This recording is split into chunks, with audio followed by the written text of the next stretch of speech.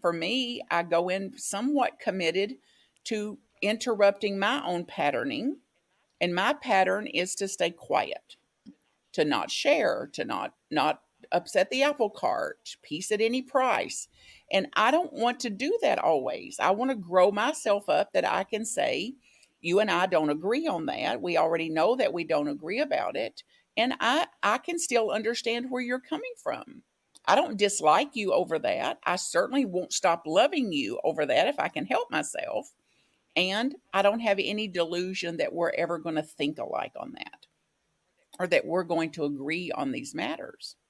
So it's, for me, it's like Carol, like naming the ghost. Hmm. We have very different stances on this matter. We have very different opinions about this. And if you want to discuss it or something, I'm open to that. And I'm a little cautious too, because I don't want to go into a discussion over this if it's going to end up in a blow up of some sort, or somebody getting mad and losing their temper and stomping off or something. Like, it's the last thing I want during our family gathering. So, if there's a possibility here that we can talk about it and still be respectful or civil or something, I'm open. And if we have to say, I can't do it, let's just set it aside as a topic. Like, we already know we have very disagreeing differences here. So we can set it aside as a topic, and have it, just enjoy a meal or an afternoon or a ride on the farm or whatever else we're going to do, that we don't have to kind of dig in the wound, that we already know is here either. So I'll try to interrupt my patterns and not be as rigid as I have been.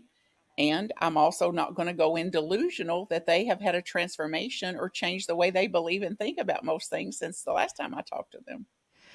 Yeah, I think that's a very rational approach, also an open hearted approach. But what you just described to me is almost like metaphorically setting a table, but you're setting the table for your relationship during this time.